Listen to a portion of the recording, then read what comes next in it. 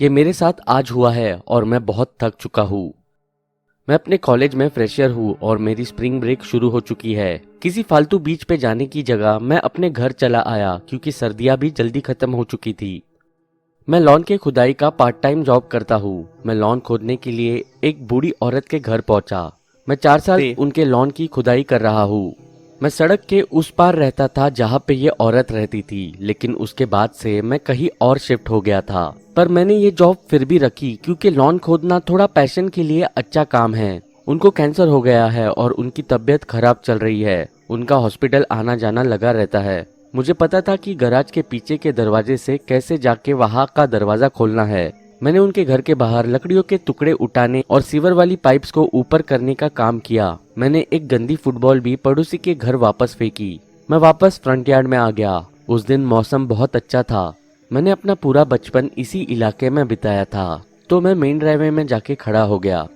वहाँ पे एक कपल कोर्ट में टेनिस खेल रहा था और थोड़े लोग पार्किंग में अपनी कार्स में बैठे थे और आसपास सब कुछ बहुत शांत था। वो एक परफेक्ट दोपहर थी, तो मैंने ऐसा बिल्कुल नहीं सोचा था कि ऐसा कुछ होगा। मैंने अपने दूसरे बूढ़े नेबर को बाहर देखा और जैसा मैं सामाजिक रूप से अजीब इंसान हूँ, मैं उनसे बातचीत अवॉइड करना चाह रहा था। मैंने रस्सी खींची और फिर से मोवर को शुरू कर दिया। अपने हेडफोन्स लगाए और बैकयार्ड खोदना शुरू किया। वो एक बड़ा बैकयार्ड था। वहाँ 3 पेड़ थे, 2 गार्डन्स और एक अजीब से आकार का बेंच था जिसके आसपास खोदना बहुत ही मुश्किल था। मैं इन चीज़ों से यूज्ड टू था क्योंकि मैं बहुत सालों से ये कर रहा था। मैं अभी काम कर ही रहा था कि मुझे एक कोने में बच्चा दिखा। वो बैकयार्ड में बस खड़ा था। मैं नहीं जानता कि वो वहाँ कब से खड़ा था और वो मेरी नज़र से बच के वो वहाँ कैसे पहुँचा। मैं उछल सा गया क्योंकि मुझे लॉन खोदते वक्त कोई डिस्टर्बेंस पसंद नहीं है।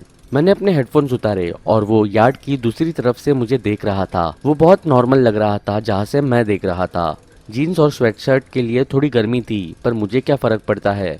वो एक लड़का था और 13 साल का लग रहा था, पर शायद नहीं, पता नहीं। मैं एज गेस करने में बहुत खराब हूँ। मैंने उसे कुछ सेकंड्स देखा, फिर रियलाइज किया कि वो इतनी दूर से कुछ नहीं बोलने वाला। फिर मैंने अपने आप लॉन मोवर को बंद कर दिया। लगता है मेरे कान बजने के साथ साथ मेरे सेंसेस कुछ ज्यादा ही काम कर रहे थे। तभी उस बच्चे ने पूछा, क्या आप हमारी मदद कर सकते हैं? हमारी? मैंने सोचा, एक से ज्यादा है। मेरे पेट में कुछ होने लगा क्योंकि मेरी चाबियां, मेरा वॉलेट और मेरा सेलफोन सब गैरेज में पड़ा था। क्योंकि मैं अपने पॉकेट्स को हल्का करना चाह रहा था, इसीलिए मैंने वो सारी चीजें गैराज में रखी थी। मैं आगे की तरफ गया और वहाँ एक और लड़का था, पहले लड़के से कुछ साल छोटा। उसने अपने पैर भी नहीं हिलाए और वो मुझे घूरता रहा। हॉनेस्टली मुझे फर्क नहीं पड़ा कि वो कैसे खड़ा था या कैसे दिख रहा था। मैंने अपना सामान ढंग से रखा था ताकि कोई ले ना सके। मैं सब कुछ अपने पॉकेट्स में रखने के बाद मुड़ा और एकदम से उछल गया। वो मेरे बहुत पास आ गया और मुझे देखने लगा। तब मैंने देखा कि उनकी बहुत बड़ी काली आंखें थी। मैं बहुत छोटा फील कर रहा था, एकदम मरा हुआ।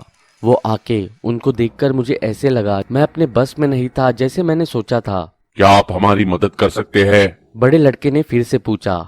हम प्यासे हैं और हमारे पिता जानना चाहते हैं कि हम कहाँ हैं।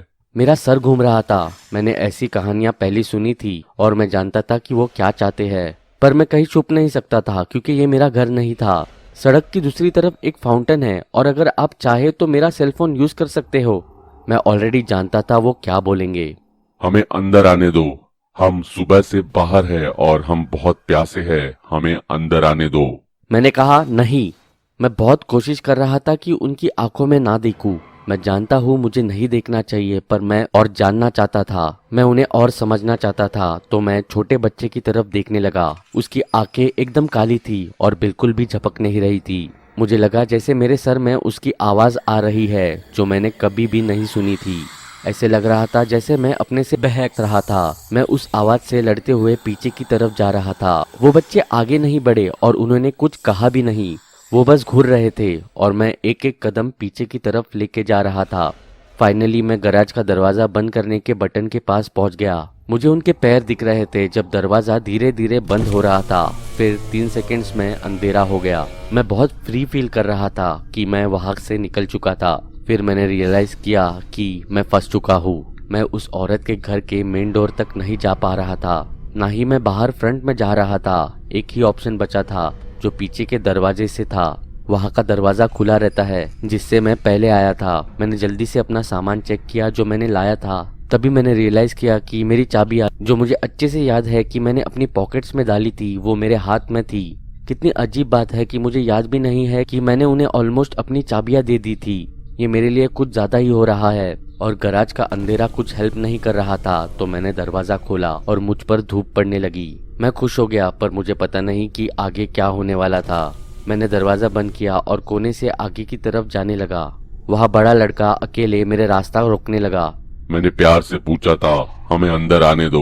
मैं मुड़ा और बैकयार्ड की तरफ जाने लगा। मैंने पीछे मुड़ के देखने की भी नहीं सोची कि अगर वो मेरा पीछा कर रहा है। मैंने पेड़ क्रॉस किए, आगे भागा और मुझे पता था कि छोटा वाला मुझे फिर मिलेगा। और हाँ, वो वही था।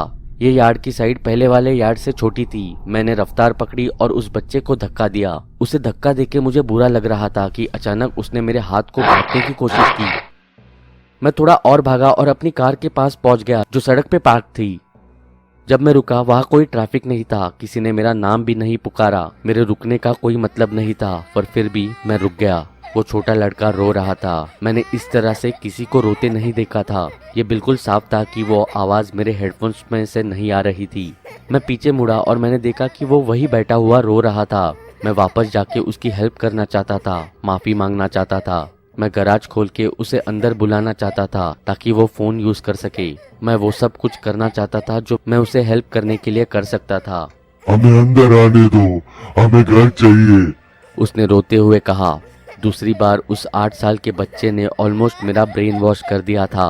मैं विश्वास नहीं कर पा रहा था। मैंने इग्नोर किया और अपनी कार के अंदर बैठ गया। मैंने दरवाजा लॉक किया और मुड़ के नहीं देखा जब तक मैं दूसरी रोड पे नहीं पहुंच गया। मैंने उस लेडी को कॉल करके बताया कि मेरा काम खत्म नहीं हुआ है और मैं कल वापस आऊंगा। थैंकफुली वो औरत अभी भी घर पे नहीं पहुंची थी और मुझे पता नहीं अगर वो पहुंची तो क्या होगा, और मैं कल वहां पे जाने भी वाला हूँ या नहीं, मुझे बिल्कुल पता नहीं।